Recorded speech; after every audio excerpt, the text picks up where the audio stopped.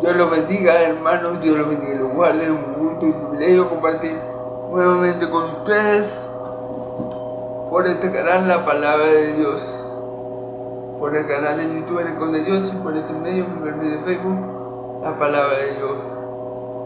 Le pido a Dios en esta hora que me ayude a predicar su palabra y que todo lo que sale de mi boca, todo lo que sale de mis labios, todo lo que yo profese y declare en esta hora sea según la verdad revelada, sea según las escrituras que son suficientes, inerrantes, infalibles. Y en ellas se encuentra todo lo que nosotros necesitamos para ser salvos y para vivir una vida agradable a nuestro Dios. Por eso le pido al Dios de Israel, en el nombre de mi Señor Jesucristo, que me ayude a predicar como es debido, a tratar con exactitud la palabra de verdad, para que el Dios Padre y el Dios Hijo se lleven la gloria. Se lo pido todo a mi Dios Israel, en el nombre poderoso de Jesucristo el justo. Amén y amén. Déjenme un momentico, hermanos, apagar las notificaciones. Un momentico. Ok, listo. Bueno, como vamos continuando con la carta a los Corintios, vamos a continuar hoy con Corintios capítulo 11, versículo del 12 al 34, perdón. Mentira, me equivoqué, del 17 al 34. Primera Corintios 11, del 17 al 34. Bueno, hermano, como son varios versículos, muchos versículos, no voy a hacer el resumen que siempre hago. Si quieren ver lo que se dijo la vez pasada, o el video pasado, perdón, por mi canal de YouTube, El Eco de Dios, o por mi perfil de Facebook, Nirvana Michel, lo pueden encontrar. Vamos a leer la palabra en nombre del Padre, del Hijo y del Espíritu Santo, y que el Señor haga conforme a su voluntad y se glorifique en todo, porque Él se merece toda la gloria. Bueno, el Dios de Israel se merece toda la gloria. Okay. Pero al anunciarlo esto que sigue, no os alabo, porque no congregáis para lo mejor, sino para lo peor.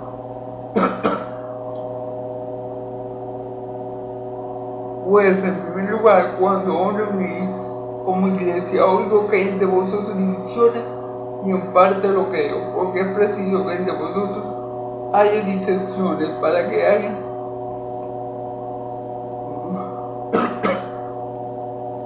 para que se hagan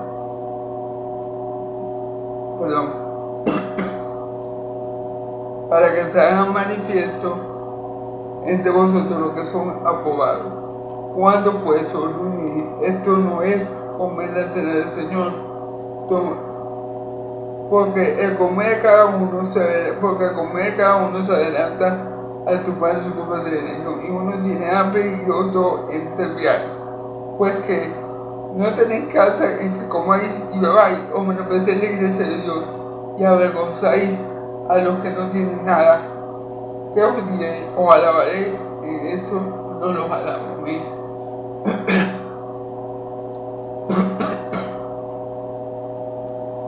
Perdón, hermano.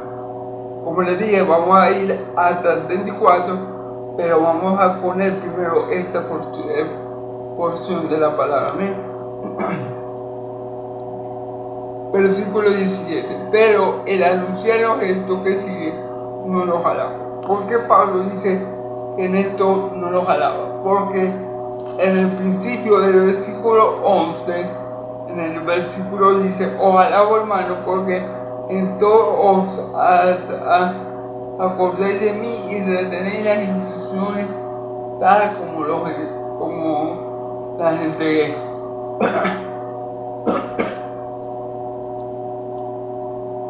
Esto quiere decir, en el versículo está diciendo que la carta que Pablo le profirió, le escribió a los corintios, había dado fruto y ellos estaban siguiendo las instrucciones, las exhortaciones, las recomendaciones que Pablo les había asignado, y Pablo los alaba por ello. Ahora aquí dice el versículo dice que esto que le va a decir, en eso no lo alaba. O sea, había un detalle, había un comportamiento en la iglesia de los Corintios por el cual Pablo no podía alabarlos como ya lo había hecho anteriormente.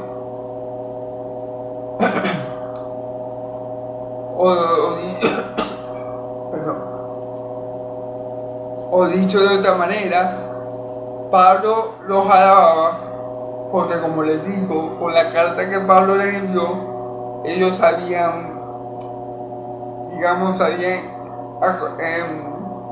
sanado varias situaciones que tenían, pero había una de ellas que todavía no estaba sanada, pues, y Pablo se refiere a ella cuando dice que en esto que él le va a decir no los alaba, pero le anuncio esto, pero al anunciado esto que sigue, o sea,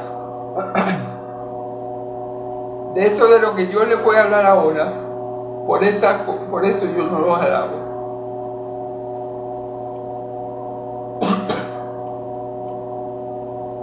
Porque no os congregáis para lo mejor, sino para lo peor. Wow, porque no os congregáis para lo mejor, sino para lo peor. ¿Para qué se congrega uno?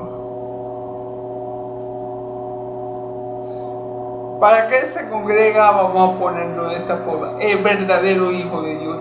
¿Con qué objeto? ¿Cuál es su motivación? ¿Cuál es su anhelo a congregar? En primer lugar, el glorificar a Dios. Esto es lo mejor. En tener comunión con los hermanos, esto forma parte de lo mejor. El aprender de la palabra, esto también forma parte de lo mejor. Entonces Pablo dice, ustedes no se están congregando, no se están reuniendo, no van a la iglesia con las motivaciones correctas, no se están congregando para lo mejor, sino para lo peor. ¿Qué es lo peor que puede hacer un cristiano? Un hijo de Dios, ¿qué es lo peor que puede hacer cuando va a una iglesia? Bueno, un ejemplo. Llega una muchacha con falda corta, por ejemplo. Mira, esa mujer es del diablo. Fuera, Satanás.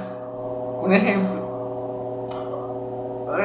que se conversa y llegue por primera vez y uno comience a murmurar de ella. Un ejemplo. Otro ejemplo.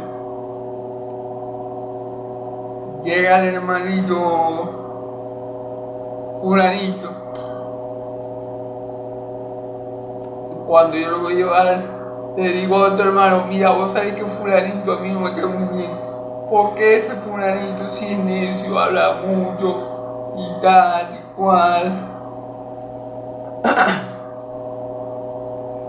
A veces la gente va para la iglesia no a centrarse en Dios,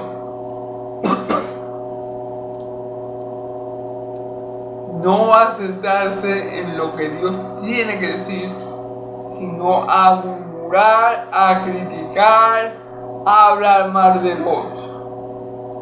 Eso es lo peor. Lo peor que uno puede ir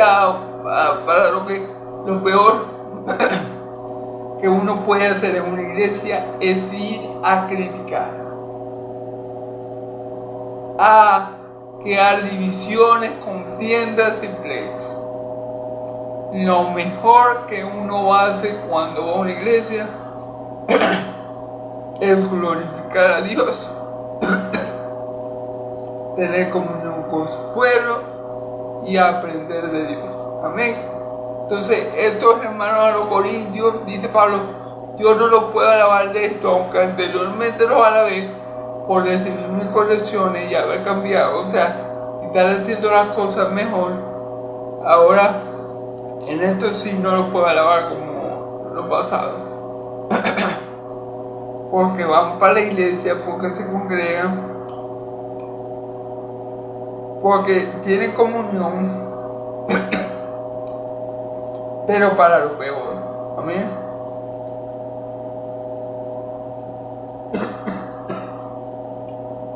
Perdón. Pues en primer lugar, cuando oren como iglesia, oigo que hay entre vosotros divisiones en parte de lo que cuando oigo, vamos a orar, hermanos, pues en primer lugar, cuando oren como iglesia, oigo que hay entre vosotros divisiones y en parte de lo que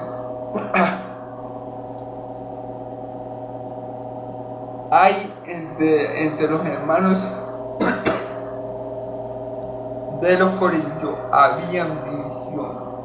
Y Pablo decía, me ha llegado a los oídos que ustedes, cuando se reúnen, hay divisiones, un grupito por aquí, un grupito por allá, un grupito más para allá, y en parte lo que dice Pablo.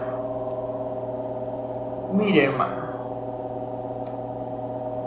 como dice el viejo refrán, divide y vencerás. El diablo o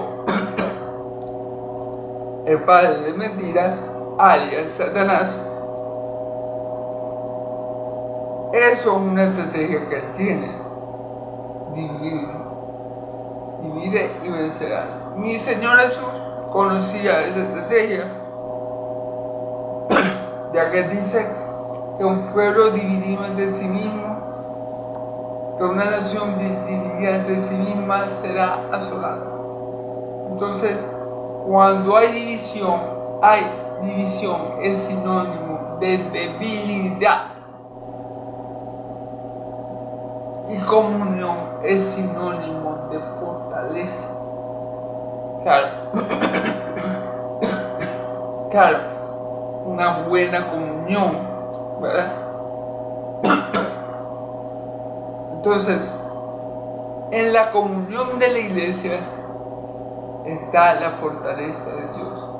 En la división de la iglesia no está Dios. Está posiblemente la cizaña del diablo, la mentira del diablo queriendo dividir a la iglesia. ¿Amén? Entonces, eso es lo que Pablo no elogia, porque Pablo comienza la carta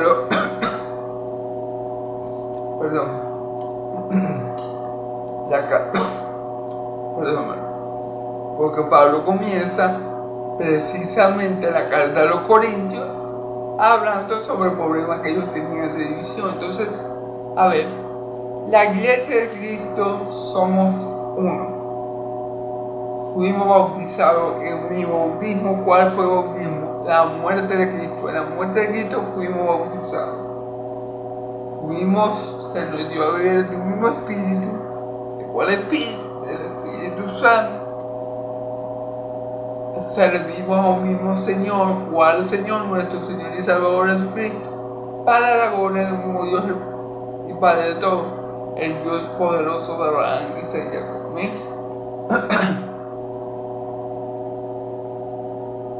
Entonces la iglesia unida es invencible, porque el poder de Cristo, el poder del Espíritu Santo mora en ella. Entonces no puede haber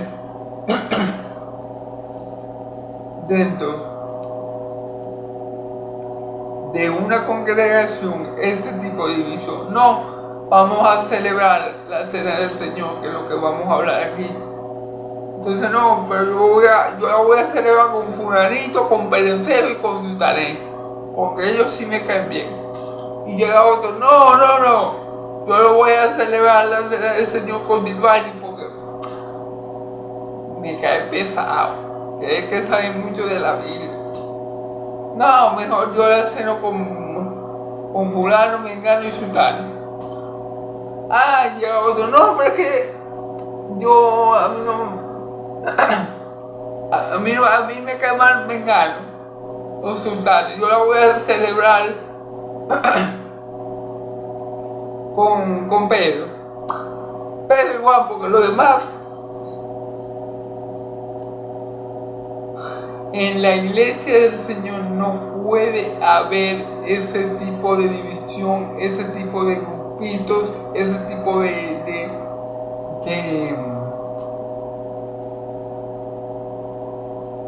favoritismo. La iglesia de Cristo es una, y como una unidad tenemos que obrar, hablar, pensar, exhortar, redarguir. Así que Pablo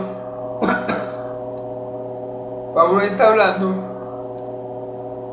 de ese tipo de divisiones. No, que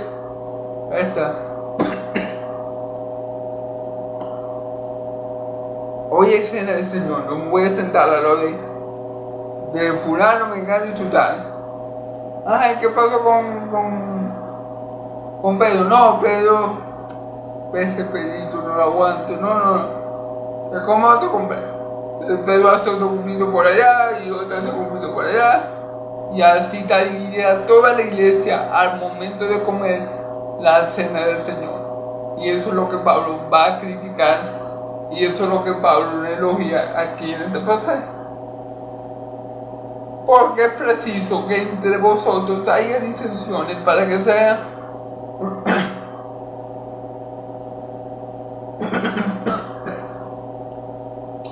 porque es preciso que entre vosotros, ¿verdad?,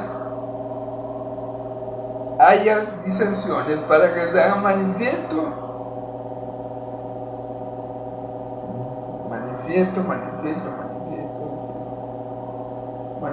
entre vosotros los que son aprobados. Me quedé pegado, disculpe. Porque es necesario que haya entre vosotros, para que se haga manifiesto lo que son aprobados. A ver, aquí es que a nosotros se nos explota la cabeza. Aquí es que nosotros quedamos comprendidos con la sabiduría de Dios. Porque a pesar de que las divisiones no son de Dios, Dios usa esas divisiones con un propósito bueno, diría yo, en el sentido que Dios usa esas divisiones para identificar quién es pueblo y quién es cizaña. O sea, el mal que el diablo fíjate cómo actúa Dios. Por eso bien lo dijo Martín Lutero. Que el diablo, hasta el diablo es el diablo de Dios. Porque fíjense bien, aunque el diablo meta ese tipo de divisiones para destruir a la iglesia internamente, Dios utiliza ese tipo de divisiones como un medio para depurar a la iglesia, como un medio para separar el trigo de la cizaña.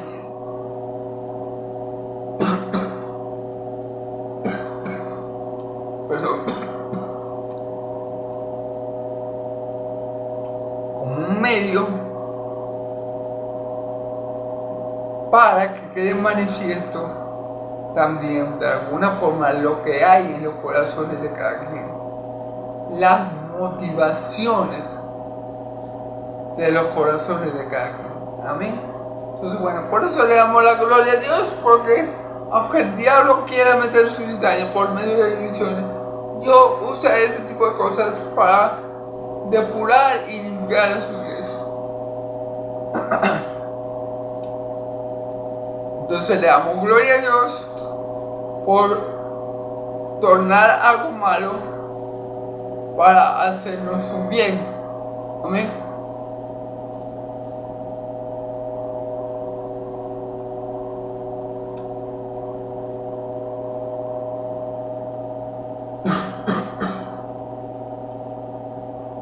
Perdón. Cuando pues os unís vosotros, esto no es comer la cena del Señor. O sea, ellos se reunían y que, digamos así como dice Pablo, no es, o sea, ellos se reunían y que a comer la cena del Señor. Pero lo hacían de tal manera que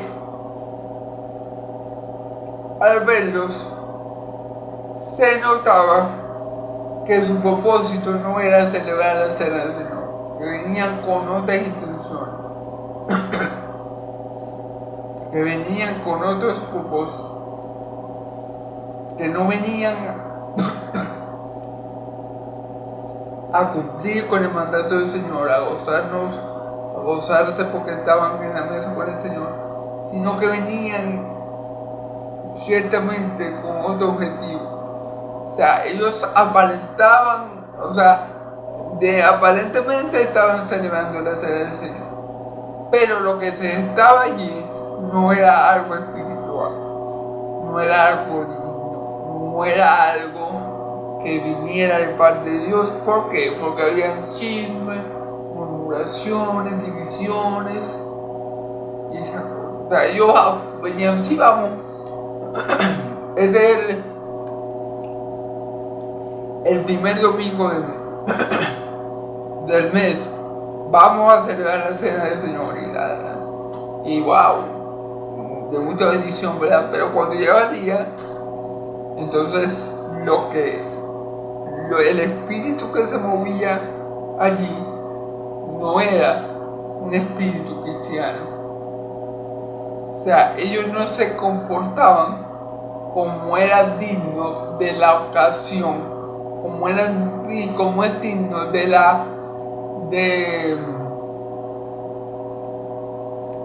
llamémoslo así, de esa actividad o comunión que tenían que tener en ese momento de la Santa Cena. Eran carnales. Cuando estaban en la Santa Cena, eran carnales y no espirituales. Eso es lo que Pablo dice. Pablo dice, ustedes se reúnen y que a comer la cena del Señor, pero eso que ustedes celebran, o de la forma en que ustedes lo hacen, es todo lo contrario a la cena del Señor. Eso es lo que Pablo le está diciendo.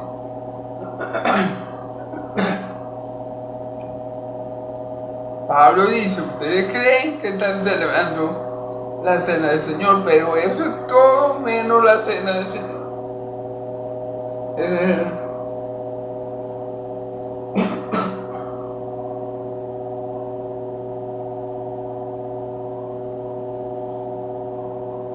Porque comer cada uno saldrá a tomar su propia cena, y uno tiene hambre y otro se embriaga. Fíjense bien, no estaban en el mismo sentido.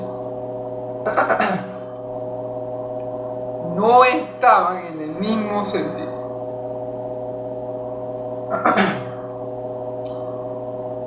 Unos comían, otros unos comían glotonamente, otros se emborrachaban y se pegaban. Y otros por ahí, dos por ahí, hola. Entonces no había comunión, no había ese mismo sentir, no había la misma reverencia a cada hermano, no había el mismo propósito en esa reunión. La reunión no era una reunión santa, era una reunión carnal. Cada quien hacía lo que le venía en gana, cada quien hacía lo que sentía. No tenían como propósito conmemorar el sacrificio de Cristo Jesús. No tenían como propósito anunciar la muerte de Cristo hasta que Él viniera. No tenían como propósito la gloria del Padre a través del Hijo. No tenían como propósito nada, pero nada espiritual. Como pueden ver, ahí lo que se movía era la carne. Uno comía, uno se embriagaba y otro hacía otra cosa. Pero ahí no se estaba moviendo el Espíritu Santo, ahí se estaba moviendo la carne. Ahí no se estaba moviendo algo santo, sino algo meramente humano. Ahí no se estaba moviendo algo espiritual, sino algo terrenal. Amén.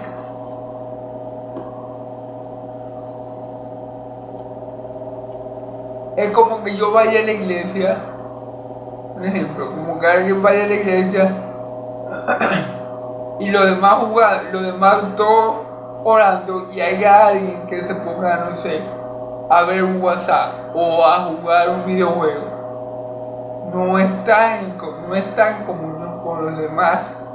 No hay una comunión espiritual. Entonces a eso se refiere. No están en el mismo sentido. Amén.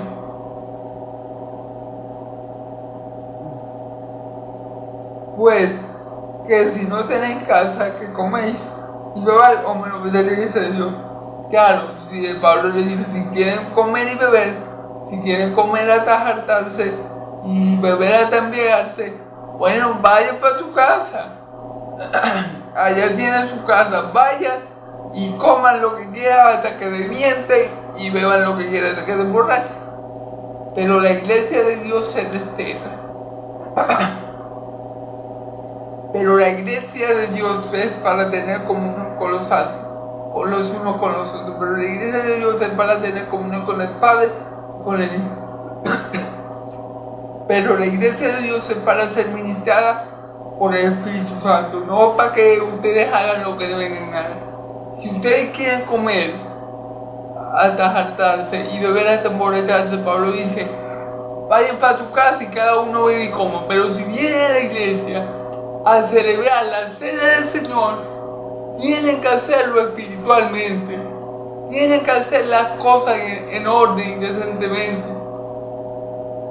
Tienen que ser espirituales, no carnales, no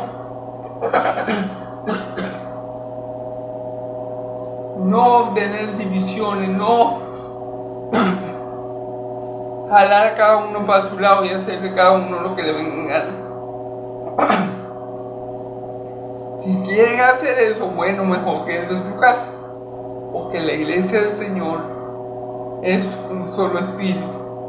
Si vamos a congregarnos, tenemos que tener todos el mismo espíritu. Adorar al Señor, alabarle, glorificarle, aprender su palabra. Si vamos a la cena del Señor, tenemos que conmemorar ese momento solemne en paz, sin división, sin contienda, sin murmuración, no haciendo cada quien lo que se le dé la gana, sino todas las cosas decentemente y en orden. Fíjese que los hermanitos de Corinto, uno bebía, uno comía y uno bebía hasta embriagarse. Y Pablo le dice, si quieren comer hasta tener la comida hasta el cuello y quieren beber hasta embriagarse, bueno, vayan para su casa y háganlo, pero la casa del Señor se respeta. Amén.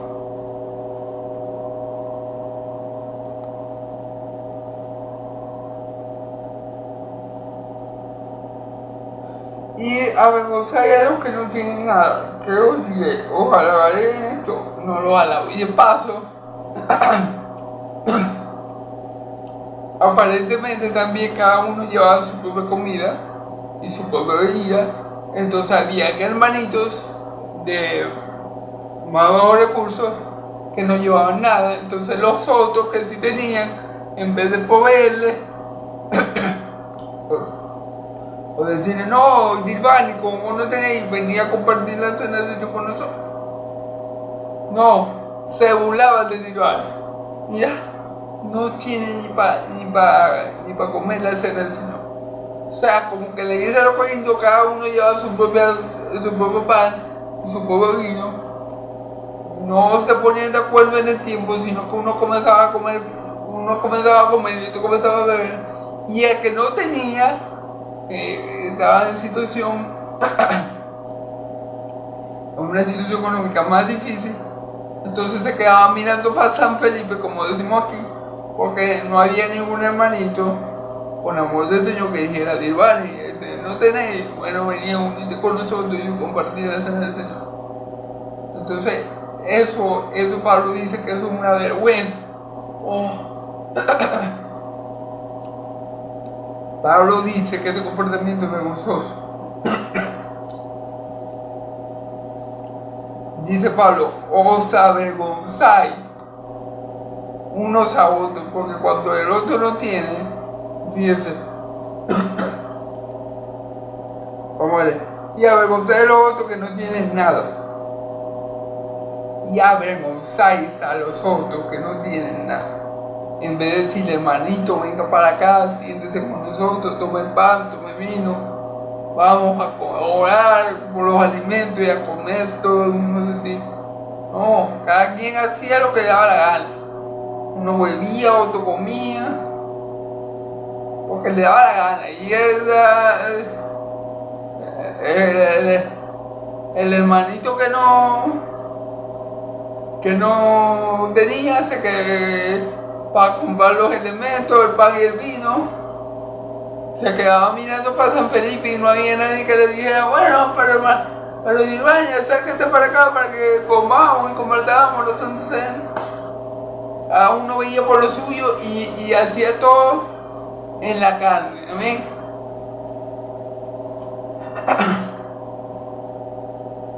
Ok. Ahora vamos a leer, hermano. Es del 23 al 26, ¿verdad? Vamos a leer ahora del 23 al 26. Porque yo recibí del Señor lo que también os he enseñado. El Señor Jesús, la noche que fue entregado, tomó pan y habiendo dado gracias lo partió y dijo, tomad, comed, esto es mi cuerpo que por vosotros he partido. Haced esto en memoria de mí. Asimismo, tomó también la copa después de haber cenado, diciendo, esta copa es el nuevo pacto en mi sangre. Haced esto todas las veces que la bebiere en memoria de mí. Así pues, todas las veces que comieres este pan y bebieres esta copa de la muerte del Señor, anunciáis hasta que Él venga.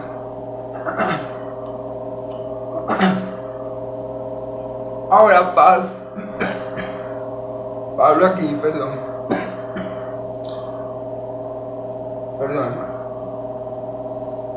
Pablo aquí le va a explicar a los de Corintios cómo se instituyó la cena del Señor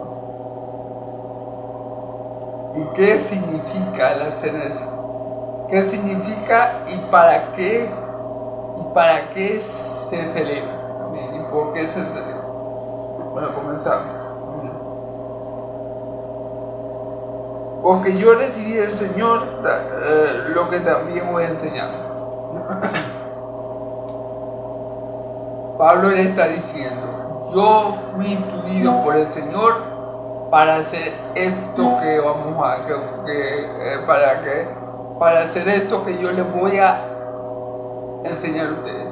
O sea, esta enseñanza que yo les estoy dando, yo la adquirí, yo la aprendí, me llegó de parte del Señor. No fue que Pablo se inventó la Santa Cena, no fue que Pablo leyó una nueva revelación y dijo, no, tengo que establecer la Santa Cena. No, el mismo Señor Jesús se la dio a saber. Amén. Y esto también y eso también perdón, hermano. Y esto también pone un granito más de arena en lo que es la autoridad del apóstol Pablo como apóstol, valga la redundancia. ¿Por qué? Porque fíjense que Pablo va a hablar aquí de cuándo se instituyó la cena del Señor. Y todos sabemos cuándo se instituyó. Bueno, lo que lee la Biblia sabe. Pero Pablo no estaba en ese momento. Sin embargo, el Señor Jesús le enseñó lo mismo a Pablo que a los otros 12 apóstoles, porque ahí ya estaba Judas incluido. Entonces, esto nos hace ver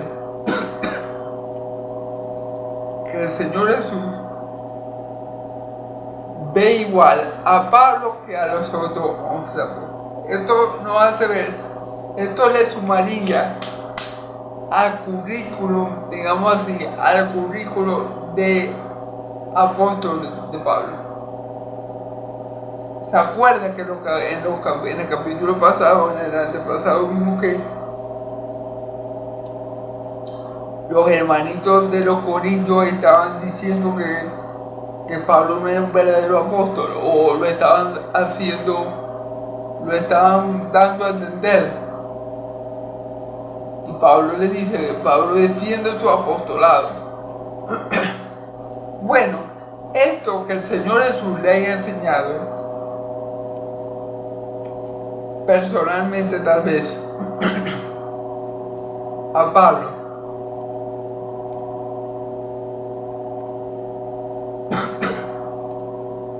la Santa Cena es un granito más que podemos aportar para defender nosotros el apostolado de Pablo. Amén. Y eso es un granito más que Pablo podría usar o pudo haber usado para su defensa. Los apóstoles comieron con el Señor Jesús, pero el Señor Jesús también me enseñó a mí la Santa Cena. Me dijo a mí que tenía que hacer. Eso como un aporte, como algo así.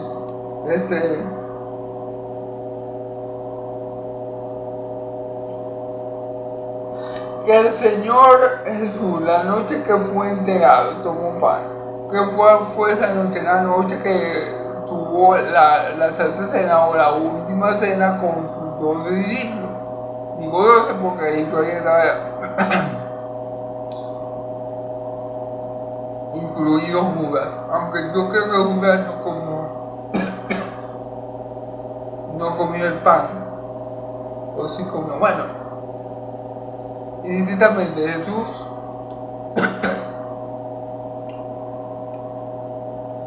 Jesús le enseñó a sus apóstoles esto, la noche que lo iba a entregar, la noche que el diablo entró en el corazón de Judas, según la Escritura, y Judas, el hijo de perdición, fue a hacer lo que ella se había dispuesto, porque mi Señor Jesús le dice,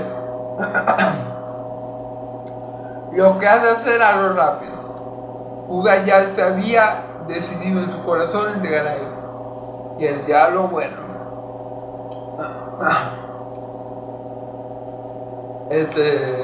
le dio ese empujoncito. Entonces, Pablo está haciendo referencia a esa noche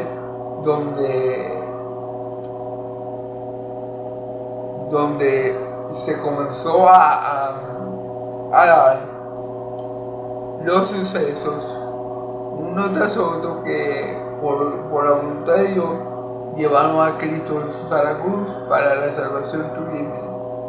Amén.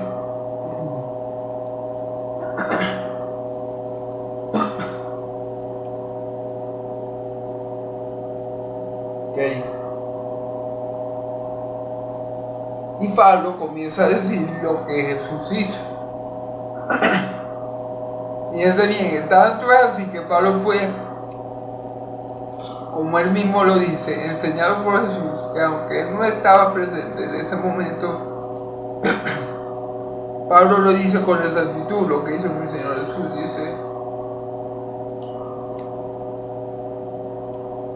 dice, y habiendo dado gracias lo partió y dijo, tomad y comed, este es mi cuerpo como vosotros es partido.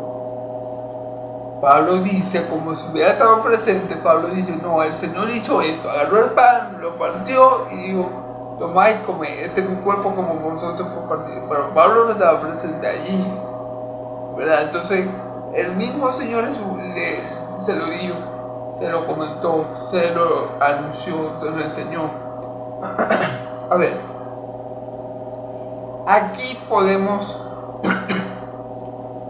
detenernos. Perdón, hermano. Me voy a colocar el profeta que todos. Cambiar el nombre al canal. Voy a poner el profeta que todos. No, mentira, hermano. Oren por mí. Los que vean este video, los pocos que lo vean, oren por mí. Que el Señor me fortalezca, que el Señor me ayude, que me dé fuerza, que me ayude a perseverar. Amén. Porque no es fácil. Bueno, continuamos. Un paréntesis. Continuamos. Entonces, Pablo dice lo que el Señor Jesús dijo: va de parte en baño, comer, este es mi cuerpo, como vosotros comer. Miren, hermano, en la religión católica, apostólica y romana se cree que en el pan está verdaderamente el cuerpo de Cristo. O sea que cuando el cura, ¿verdad?, bendice el pan, ese pan se convierte en literalmente el cuerpo de Cristo. Eso es lo que se conoce en el catolicismo como la transubstanciación. Sin embargo, eso es una mentira del diablo. Eso es una mentira del diablo. Y es, si aplicamos la lógica, eso no puede ser, porque Jesús, cuando hizo la Santa Cena, Jesús estaba presente en el cuerpo. Entonces, ¿cuánto Jesús sabía? Estaba Jesús en el cuerpo y estaba Jesús en el pan. Y el pan era el cuerpo y Jesús estaba en el cuerpo. Por lógica, eso no tiene ningún sentido.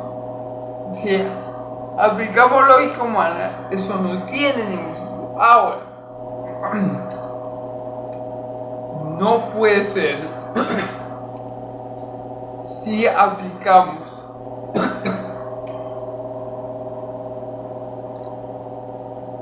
si vamos a la propia palabra. No puede ser que Jesús se esté mandando a comerse su cuerpo literalmente, porque eso es pecado, eso es canibalismo. El Señor Jesús, la palabra dice en el Antiguo Testamento, que no comamos la sangre con la carne, porque la sangre es vida y no se puede comer la carne con la sangre, la vida con la carne, perdón.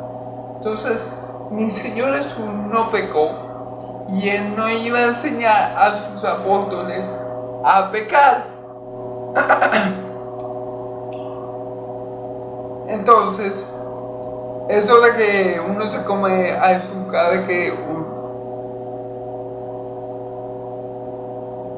uno se come a Jesús cada vez que come la Santa Cena, en nuestro caso la Santa Cena, en el caso católico lo llaman la hostia, eso que uno se come a Jesús y bebe su sangre, eso no es algo bíblico, eso no es algo que mi Señor Jesús haya querido enseñar con la Santa Cena.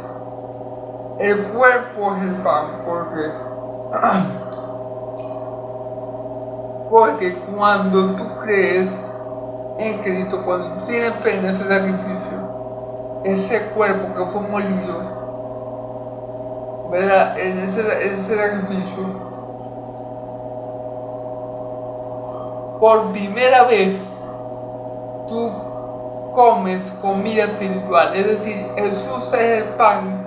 Cuando tú crees en el sacrificio de Cristo, ese sacrificio se convierte en la comida que te da vida espiritual, que te alimenta por primera vez el alma y el espíritu. El espíritu. Amén. Por eso es que dice Jesús que su cuerpo, su carne es verdadera comida. Porque cuando yo acepto a Cristo, cuando yo creo en su sacrificio, el efecto del cuerpo de Cristo en mí es darme vida. Así como yo como para que este cuerpo terrenal, para que este cuerpo físico tenga vida y salud y pueda seguir moviéndose y cumpliendo sus funciones, ¿verdad? Motoras y motrices y cognitivas. La primera vez que mi espíritu vivió fue cuando acepté a Cristo como mi Señor y Salvador, porque ese sacrificio afectó mi espíritu. Ese sacrificio, cuando yo quedé en Cristo, el efecto es en mi interior. Es como si yo por primera vez le diera alimento a mi espíritu y mi espíritu recobrara la vida. Eso es lo que significa que el cuerpo de Cristo, que el pan es el cuerpo de Cristo. No significa que yo literalmente me estoy comiendo a Cristo y bebiendo a Cristo.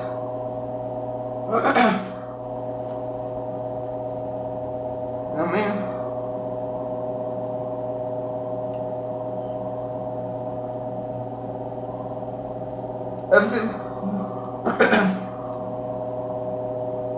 Así mismo tomó también la copa, después de haber cenado, diciendo: esta copa es el nuevo pacto en mi sangre. Hace esto todas las veces que la bebieres en memoria de mí. La copa, el vino, ¿verdad?, que representaba la sangre de Cristo. ¿Por qué? Porque cuando nosotros creemos en Cristo, en su sacrificio, esa sangre nos limpia nuestro interior, nos limpia nuestro espíritu, limpia la mancha de nuestra alma, la mancha del pecado. ¿Qué hace el agua? Nos limpia. Cuando nosotros bebemos algo, ese algo llega a nuestro interior, ¿cierto? Bueno, así mismo, cuando nosotros creemos en Cristo, el efecto de su sangre, de su sacrificio, se aplica a nuestra alma y nos limpia la mancha horrenda del pecado, que da como consecuencia o produce finalmente la muerte. Amén. Entonces, nada de que me como a Cristo y me voy a Cristo. No, eso es mentira del diablo. Eso es una herejía católica, apostólica y romana, que no tiene nada que ver con la Escritura. Como ya les dije, por lógica no se puede. Por lógica es un disparate y según Dios también es un pecado grandísimo que yo me coma a alguien o me beba a alguien, literalmente hablando, como creen los católicos apostólicos romanos, que ocurren cada vez que ellos participan de la hostia. Amén. Bueno, sigamos. Hace esto todas las veces que la bebieres en memoria de mí. O sea, la Santa Cena se hace en memoria de Cristo, se hace por Cristo y para Cristo. Este es el problema que también tenían los hermanos de los Corintios, que no lo hacían por Cristo, no lo hacían por el Padre, lo hacían para comer y beber, lo hacían para burlarse de que no tenía. ¿Sí me entienden? No lo hacían por Cristo. Y dice Pablo: haced esto todas las veces que la hagáis en memoria de mí. ¿Con qué intención o con qué propósito se debe llevar a cabo la Santa Cena? Bueno, con el propósito de recordar el sacrificio de Cristo Jesús, la muerte de cruz, pero también la resurrección. Con el propósito de recordar que no nos salvamos nosotros a nosotros mismos, sino que por el cuerpo de Cristo que fue morir, por la sangre de Cristo que fue vertida, es que nosotros tenemos salvación y vida eterna, para gloria de Dios Padre. Entonces, estos hermanos de los corintios, lo que menos estaban pensando era en eso, en recordar a Cristo, sino que cada uno jalaba para los suyos. Unos comían con glotonería, otros bebían y otros avergonzaban a otros que no tenían ni que comer. Tenían una guachafa más en la Santa Cena. Guachafa aquí es como, a ver, por si acaso me vea que no sea de Venezuela, guachafa es como un desorden.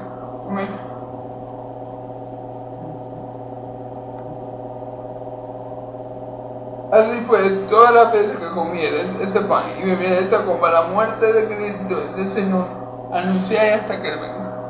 Todas las veces que nos sentamos como familia de Dios, como congregación, no como los corintios que tenían una guachapa, sino verdaderamente pensando en lo que hizo Cristo, recordando a Cristo y en comunión con el Espíritu Santo, con el Padre y con el Hijo. ¿Qué hacemos? Anunciar la muerte de Cristo hasta que Él venga.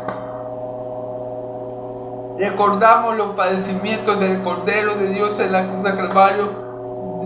Recordamos cómo lo humillaron, cómo lo abofetearon, cómo lo crucificaron, cómo lo clavaron. Recordamos su sangre vertida en el madero. Recordamos su muerte hasta que venga. Pero también en ese momento recordamos su resurrección. Amén. Entonces, para eso se hace la Santa Cena, se lleva a cabo la Santa Cena, con ese propósito, con ese sentir, con ese espíritu.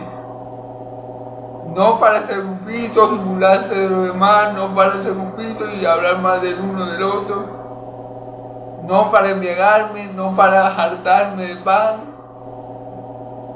Amén. Eso es lo que Pablo le está criticando a los corintios. Por eso Pablo dice, en esto yo no lo alabo, porque ustedes están mal. Amén. Bueno, vamos para la última parte que dice, tomando indignamente, de manera que cualquiera que comiera este pan o bebiera esta copa, vamos a leer de 27 a 34. De manera que comiera este pan o bebiera esta copa indignamente, será culpado del cuerpo y la sangre de Cristo, del Señor. Por tanto, vuélase cada uno a sí mismo, así del pan, y coma así del pan. Y beba de la copa, porque el que come y bebe indignamente, sin discernir el cuerpo del Señor, en juicio come y bebe para sí. Por lo cual hay muchos enfermos y debilitados entre vosotros, y muchos duermen.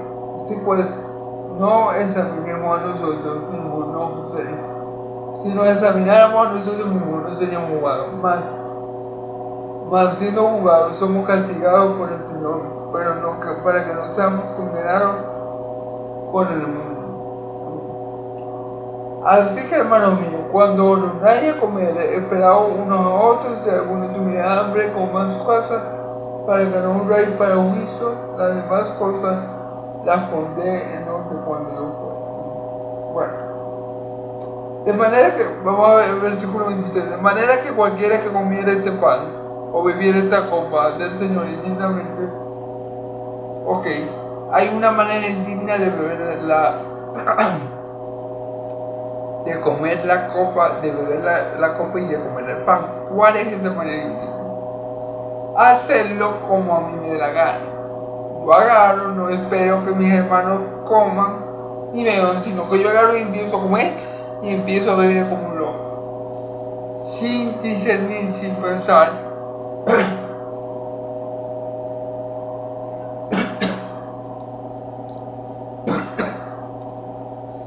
sin meditar qué estoy haciendo yo, ¿Dónde estoy? ¿Por qué lo estoy haciendo? Eso es beber indignamente la cena del Señor. Eso es. Yo llego, ay, la cena del Señor, papá, y agarro, me empiezo a comer el pan, bebo la copa de vino, de jugo de uva, de lo que den ahí en la iglesia, que den. No pienso que ese es el cuerpo de Cristo, no oro, no doy gracias, no espero que mis hermanos coman. Eso es beber dignamente. No medito lo que estoy haciendo, no tengo conciencia de lo que está ocurriendo en ese lugar, de lo que significa, de lo que simboliza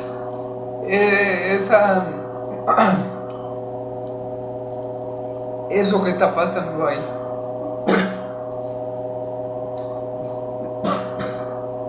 Y eso es lo que Pablo llama comer indignamente el pan y beber indignamente la copa. No hagan eso, hermano. No hagan eso. Ustedes oren al Señor, esperen a los hermanos.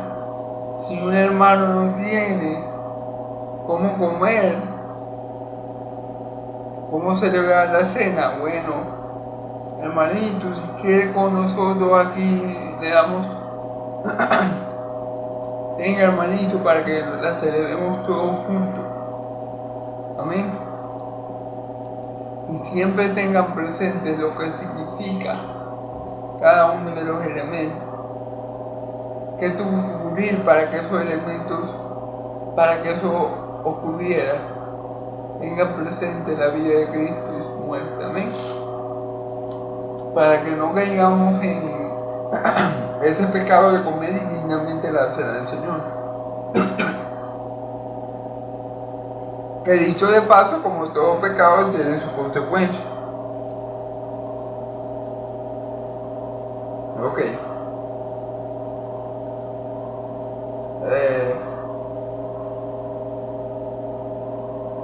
De manera que este pan o viene de esta copa del Señor, y llámese será culpado del cuerpo y la sangre de Cristo. Será culpado del cuerpo y la sangre de Cristo.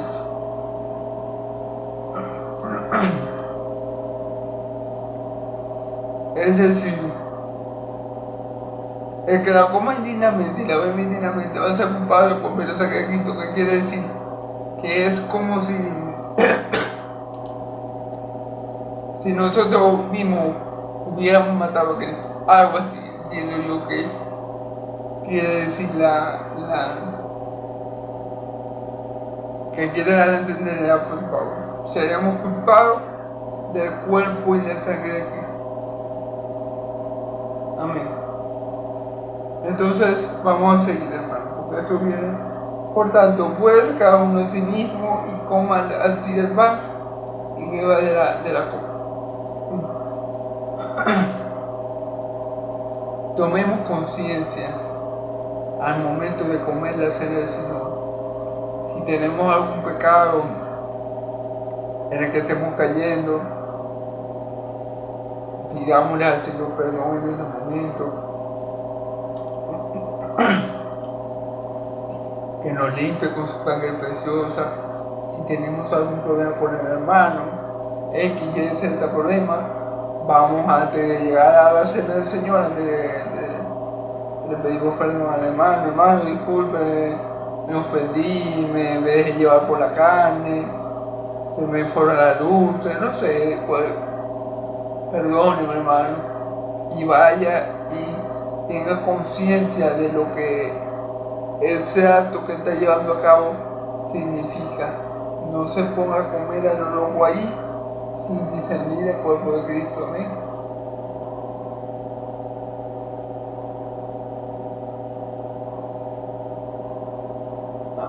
Porque el que come y bebe indignamente sin discernir el cuerpo del Señor, juicio come y bebe para sí. Va a haber un juicio, va a haber un castigo. Si es que comemos la copa, el pan, y bebemos la copa del Señor indignamente, va a haber un juicio y un castigo para aquel Hijo de Dios que haga tal cosa. No es un juego lo que hacemos, no lo hacemos, no podemos tampoco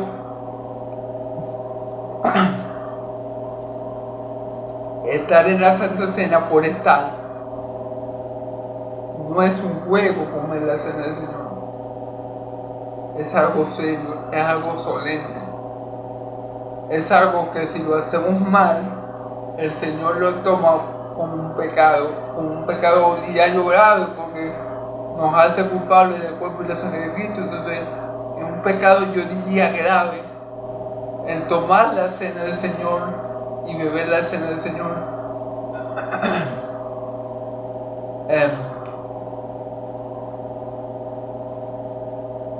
sin meditarla, sin meditar en lo que se está haciendo, es un pecado grave. Amén.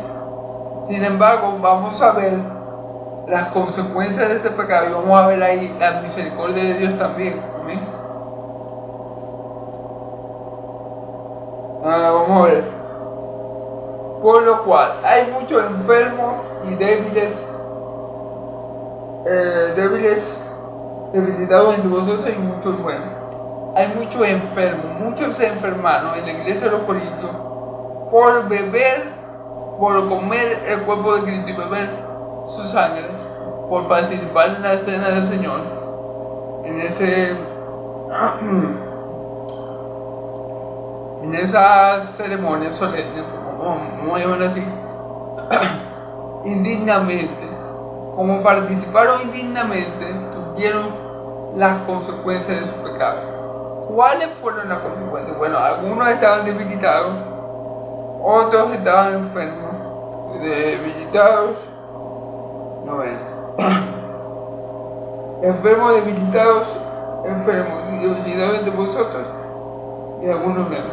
Bueno, habían debilitado gente que se sentía débil físicamente hablando. Había gente que hasta había enfermado, y en el peor de los casos, que ya vamos a ver por qué no es tan peor, pero en el peor de los casos, la gente se moría. Dios se llevaba a la creyente. ¿Ok? Por el hecho de comer indignamente la cena del Señor, por eso les digo, no es algo que haya que tomar a la ligera. Es algo que tenemos que tener respeto, es algo donde tenemos que tener reverencia, al igual que cuando asistimos al templo con respeto y reverencia, es algo que tenemos que hacer en orden y es algo que tenemos que hacer para el Señor, no para satisfacer nuestros apetitos carnales, porque para eso dice Pablo, si quieren satisfacer sus apetitos carnales, quédense en su casa y coman y beban lo que ustedes le quieran, pero no vengan a la casa del Señor a una ceremonia solemne como la cena del Señor a satisfacer sus apetitos carnales y a burlarse de los más pobres porque no tienen que comer. ¿Amén? Entonces, si la vemos indignamente, como los corintios, podemos ser debilitados. El Señor nos puede mandar una enfermedad y si es su voluntad hasta la muerte. ¿Amén?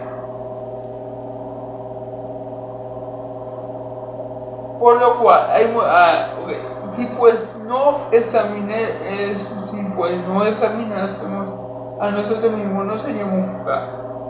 Claro, pero si la persona en vez de comer algo y beber algo y no tener en cuenta para nada al Señor Jesús, tiene el pan y tiene el vino en las manos y le dice: gracias Señor Jesús por este pan, por tu cuerpo como molido y partido por mis transgresiones, gracias Señor Jesús por esta copa, la copa de tu sangre como vertida para la remisión de mis pecados, Señor.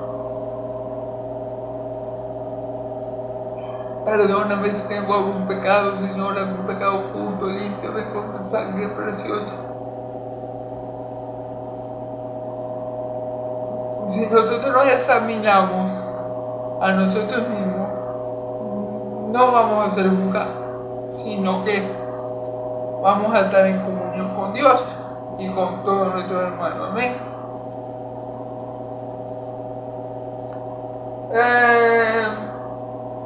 Mas siendo juzgados somos castigados por el Señor. Bueno, hermano, ya voy a terminar. Voy a tratar de terminar lo más rápido posible porque se me fue la luz. Bueno, a ver. Ok.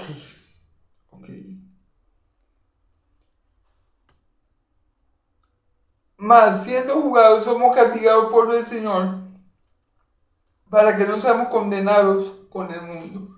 Fíjense bien, el castigo que viene de parte de Dios cuando un hijo suyo bebe y come dignamente la copa del Señor es para que el hijo no se pierda, para que su hijo, para que su siervo, para que ese creyente verdadero no sea condenado con el mundo. O sea, aunque la persona come dignamente la cena del Señor y recibe el peor de los castigos, por la misericordia y la gracia de Dios, esa persona no va a perder su salvación. Simplemente Dios le quita la vida terrenal para que él sea salvo, para que no reciba el mismo castigo del mundo. Si ven la misericordia de Dios para con sus hijos, que a pesar de que, bueno, la tomaron indignamente, hicieron lo malo, Él los castiga, pero no pierden su salvación, sino lo hace con el objetivo precisamente de preservar su alma para Él, de preservar a esa persona para que no pierda su salvación como el mundo, para que no sea condenado con el mundo. Entonces ahí vemos la misericordia de Dios en el castigo a su pueblo. Sí, Dios castiga fuertemente el comer indignamente la cena del Señor, hasta el punto que si te tiene que quitar la vida, te la quita. Pero aún el Señor quitándote la vida, lo hace con un buen propósito. Es lo que digo, aún el Señor quitándote la vida, lo hace con un buen propósito. Es igual cuando el Señor permite las disensiones. ¿Se acuerdan? Permite las disensiones. Él no las produce, pero Él las permite. El diablo es el que produce las disensiones, pero Dios las permite. ¿Para qué? Para que se haga manifiesto lo que son aprobados. En esta ocasión, claro, Dios no produce Dios no quiere que nadie beba y coma de la Santa Cena indignamente, pero si un hijo suyo lo hace por X o por Y circunstancia, por ignorancia, por lo que sea, porque en ese momento está en la carne, porque en ese momento, bueno, está débil espiritualmente y está haciendo lo que a él le da la gana, entonces Dios, aún así, Él tiene misericordia de esa persona y su misericordia está precisamente en que esa persona muera para que no sea condenado con el mundo. ¿Se fijan como Dios siempre es bueno? Como dice en una película, Dios es bueno y todo el tiempo Dios es bueno. ¿Ven? Bueno, ya vamos a terminar, hermano, como le dije. Así que, hermanos míos, cuando os reunáis a comer, esperaos uno a los otros. Cuando os reunáis a comer la Santa Cena, esperaos unos a los otros. Sí, esperad los unos a los otros. Que haya un mismo sentido, un mismo espíritu. Amén. Y versículo 24, si alguno tuviese hambre, coma en su casa, para que no os reunáis para juicio. Claro, fíjense bien. Si yo llego de mi trabajo, vamos a suponer que hoy es interesante hacer en mi iglesia, vamos a suponer, y el culto dominical de mi iglesia comienza a las 7:30 de la noche. Y pero supongamos que yo pasé todo el día laborando y llegué a mi casa, ustedes saben, con un hambre voraz, y yo me aliste rápido, me baño, me alisto, total, y no me da tiempo de comer porque ya la iglesia ya va a comenzar el culto y el culto de Santa Cena. Entonces yo me voy para la iglesia con esa hambre. Y de paso, ustedes saben que cuando uno está en las cosas del espíritu le da más hambre. Debería ser lo contrario, pero pasa. Cuando uno ayuna por ayunar, o sea, porque uno no puede comer o algo, uno pasa el día tranquilo. Pero cuando uno ayuna para el Señor, ahí está con hambre que ni yo cuento. Entonces, bueno, esa cosa pasa.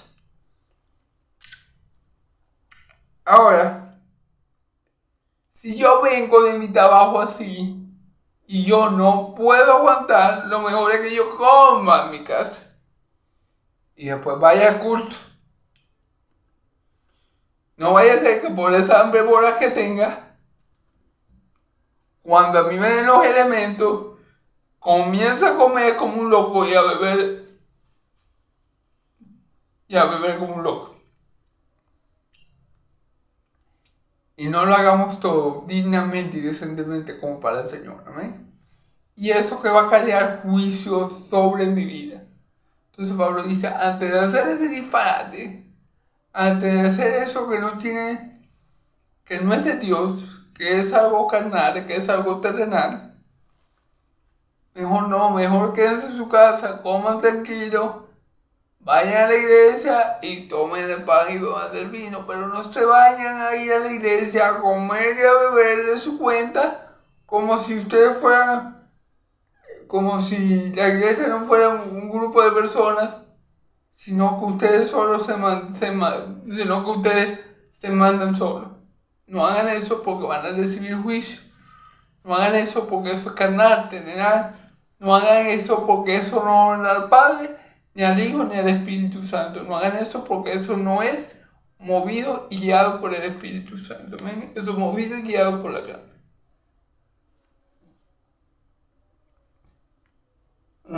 Dice que quede en su casa para que no os unáis para juicio. Las demás cosas las pondré en orden cuando yo fuera. Bueno, Pablo dice, lo demás que yo les tengo que decir o lo demás que tengo que solucionar, cuando yo fuese personalmente, cuando yo esté face to face, cara a cara con vosotros, yo lo voy a resolver. Amén. Entonces vemos como Pablo a comienzo del versículo 2, del capítulo 11, os elogia y alaba porque aparentemente ellos habían corregido cierta falla que tenían, pero en cuanto al obrar o al comportamiento de la Santa Cena que ellos tenían en la Santa Cena, Pablo no puede hacer lo mismo por todo lo que acabamos de leer. Amén. Entonces, bueno, esta es la enseñanza de hoy. Espero en el Señor que esa edificación y de mucho consuelo para el pueblo santo y de mucha bendición. Les pido, hermanos, les ruego a que vea este video, ore por mí, hermanos. Ore por mí para que el Señor me fortalezca, para que el Señor me dé fuerza, para que el Señor me haga sabio, hermano, y me ayude en todo. Bueno, sin más que decir, hermanos, les pido al Dios de Israel, al Dios santo de Abraham, Isaac y Jacob, que los bendiga a todos ustedes. El Dios de Israel los bendiga y los guarde. El Dios de Israel haga resplandecer su rostro sobre ustedes. El Dios de Israel alce su rostro sobre ustedes y le dé paz. Que la paz del Dios de Israel y la gracia de mi Señor Jesucristo sea sobre todo su pueblo santo. Y el pueblo de Dios dice amén y amén. Gloria a Dios, hermano. Estamos despedidos. Me disculpan porque acá se mira el video, se oscureció, pero aquí se me fue la luz. Dios los bendiga.